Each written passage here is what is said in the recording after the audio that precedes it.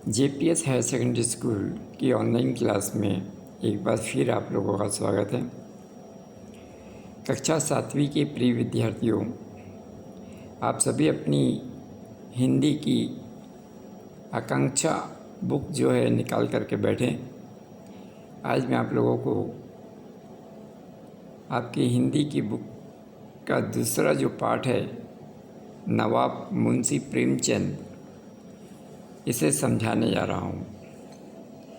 मेरे पास एक शिकायत आई थी कि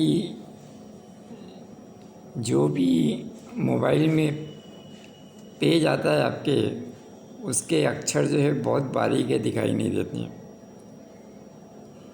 मैं कोशिश करूँगा कि वो अक्षर नेक्स्ट टाइम आपको स्पष्ट दिखाई दे। अब जो कहानी मैं आपको बता रहा हूँ, कहानी चूँकि बहुत बड़ी है और पूरे पेज को मोबाइल के स्क्रीन पर दिखाना उचित नहीं लगता या संभव नहीं लगता मुझे, इसलिए केवल कहानी सुनाऊंगा। किताब आप अपने पास रखिए और उस किताब को आपको देखना है और पढ़ करके समझना है। चूँकि कहानी जैसी है, ये जो पाठ में पढ़ाने जा रहा हूँ कहानी जैसा ही है। एक प्रकार से मुंशी प्रेमचंद जी के जीवन के बारे में मुख्य बातें जो है उनकी बताई गई है, तो कहानी के रूप में ही मैं आपको बताऊंगा। उसके बाद आप पूरा जो पाठ है, पूरा लेसन जो है उसे आप पढ़िएगा, संभवतः आपको समझ में आ जाएगा। तो प्रिय विद्यार्थियों, अपनी आकांक्षा की बुक निकाल करके तैयार हो जाइए। मैं आपको नवाब मुंशी प्रेमचंद के बारे में कुछ बातें समझाने जा रहा हूँ। प्रिय विद्यार्थियों, जैसे कि मैंने कहा कि आपके हिंदी की बुक का जो दूसरा लेसन है, नवाब मुंशी प्रेमचंद, ये कम से कम 2.5 या 3 पेज का है और सभी पेज की कॉपी जो है मैं आपको मोबाइल स्क्रीन पर नहीं भेज सकता। वैसे भी ये कहानी के रूप में है जिसे मैं आपको समझा रहा हूँ। इसके बाद आप इस पाठ को पूरा पढ़िएगा, उम्मीद है कि आपको समझ में आ जाएगा। नवाब मुंशी प्रेमचंद के जीवन से संबंधित ये पाठ है। इसमें ये बताया गया है कि किस प्रकार से अपने बेफिक्र बचपन से निकलकर मुंशी प्रेमचंद जो है जीवन भर संघर्ष करते रहे, स्ट्रगल करते रहे और साधारण घर में, परिवार में जन्म लेने के बाद भी वे सूर्य के समान साहित्य के आकाश में चमकने लगे। अर्थात उन्होंने अपना नाम जो है प्रसिद्ध साहित्यकारों में लिखा लिया। इस पाठ का प्रारंभ होता है हरीश बाबू नाम के व्यक्ति से, जो हमेशा की तरह शाम को जब लौट करके दफ्तर से घर पहुंचते हैं तो थोड़ी देर में बच्चे जो हैं उन्हें घेर करके बैठ जाते हैं। ये देख करके हरीश बाबू समझ जाते हैं कि बच्चे क्यों बैठे हैं, संभवतः आज फिर वे एक नई कहानी सुनना चाहते हैं। तो उन्होंने बच्चों से कहना शुरू किया कि हर व्यक्ति जो है अपने बचपन में नवाब होता है, राजा होता है, महाराजा होता है। उसे ना कोई फ़िक्र होती है, ना कोई चिंता होती है, दिन भर खेलना कूदना, मस्त रहना, बस ऐसे ही वो अपने जीवन को जीता है, बचपन को जीता है।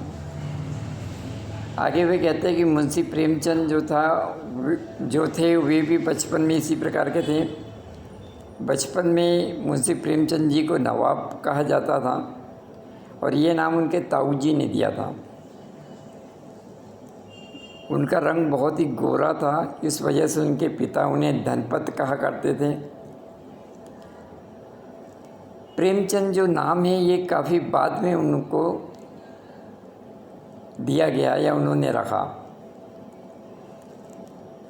प्रेमचंद जी का जन्म जो है 31 जुलाई 1880 को वाराणसी के लम्ही नामक गांव में हुआ था, जो कि लखनऊ और आजमगढ़ जाने वाली जो सड़क है उनके बीच में कहीं आता है।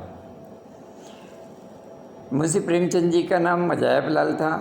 वे डाक मुंशी थे, डाक बांटा करते थे, एक प्रकार से कहा जाए तो पोस्टमैन थे, डाकिया थे। अच्छे इंसान थे। उनके अफसर उनसे खुश रहते थे, उनके काम से खुश रहते थे, उनका चाल चलन भी अच्छा था। उनकी माता का नाम था आनंदी देवी। ज़्यादा पढ़ी लिखी तो नहीं थी, पर घर के कामकाज में बहुत ही निपुण थी, स्वभाव से बहुत ही अच्छी थी, गुणवान थी, रूपवती थी, सुंदर थी। मुंशी प्रेमचंद जी की केवल एक बहन थी जो कि उनसे बड़ी थी, उनका नाम था सुग्गी। अब चूँकि मुंशी प्रेमचंद जी इकलौते बेटे थे, इसलिए माँ जो है विशेषकर बहुत अधिक उनको लाड प्यार करती थी और हमेशा अपने नज़रों के सामने रखा करती थी। उन्हें इधर उधर घूमने नहीं देती थी और उन्हें ज़रा सा भी कुछ हो जाता था तो टोने टोटके किया करती थी। जब मुंशी प्रेमचंद 8 वर्ष के हुए तो उनकी पढ़ाई शुरू कर दी गई।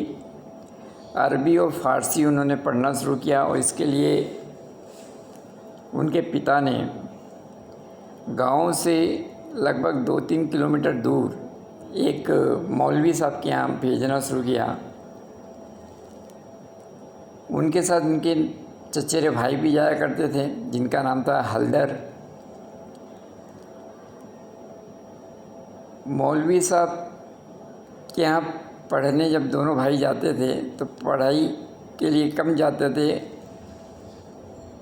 इतने शरारती थे कि कई बार वो मौलवी साहब के पास पहुँचते ही नहीं थे और इधर उधर घूमने लग जाते थे।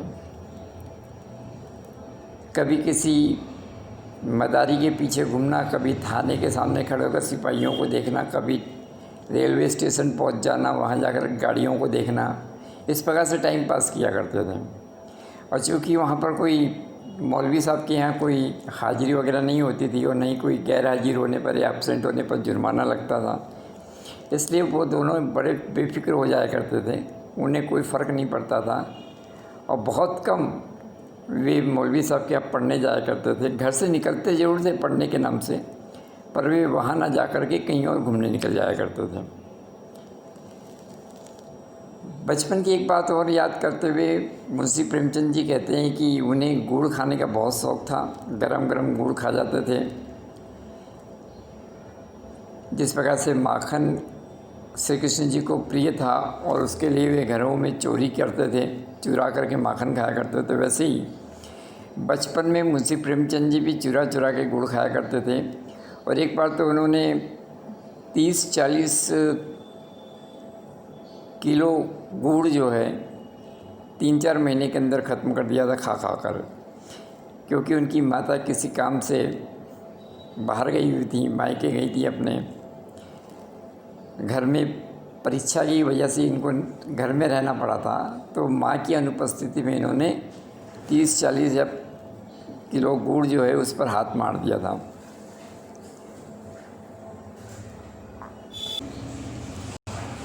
आगे कहा जा रहा है कि ऐसा कोई व्यक्ति नहीं जिसने बचपन में चोरी ना की हो। हर व्यक्ति जाने अनजाने में चोरी करता है। अनेक महापुरुष हुए जिन्होंने बचपन में अपनी चोरी करने की बात कही है, स्वीकार की है। तो प्रेमचंद जी भी इससे बचे नहीं हैं। उन्होंने भी घर में एक बार 1 रुपये जो है चुरा लिए थे और दोनों भाई हलदर जो कि इनके चचेरे भाई थे, उन्होंने मेले में घूमने की बात की योजना बनाई थी और दोनों 1 रुपये चुराने के बाद मेले घूमने गए। जब वे वापस घर आए तो उनको खूब डांट पड़ी, क्योंकि जब पता लग गया था कि पैसा इन्होंने चुराया है। हालांकि चोरी करना अच्छी बात नहीं है, पर अगर नासमझी से, नादानी से आप गलती हो जाती है तो उसके लिए माफ़ी मांग लेना चाहिए, उसकी माफ़ी मिल भी जाती है। लेकिन अगर उसी कार्य को, चोरी करने के कार्य को बार बार दोहराया जाता है तो फिर ये अपराध बन जाता है, क्राइम बन जाता है। और इसकी कोई माफ़ी नहीं मिलती। तो गलती करना कोई बहुत बड़ा अपराध नहीं होता। अपराध होता है उस गलती को दोहराना। गलती तो हर एक इंसान से होती है, लेकिन उस गलती को फिर से रिपीट करना, फिर से दोहराना, ये अच्छी बात नहीं है। गलतियाँ होती है, हो गई है, स्वीकार करें, माफ़ी मांगें, लेकिन साथ ही साथ हमें गलती को दोबारा नहीं करना चाहिए। तो प्रिय बच्चों, आज के लिए इतना ही काफ़ी। कल के लिए बची हुई कहानी का जो शेष भाग है वो मैं आपको सुनाऊँगा। आप लोग जैसा मैंने बताया कि पूरा पाठ पढ़ करके रखिएगा। अगर पूरा पाठ पढ़ेंगे तो ही आपको बात समझ में आएगी।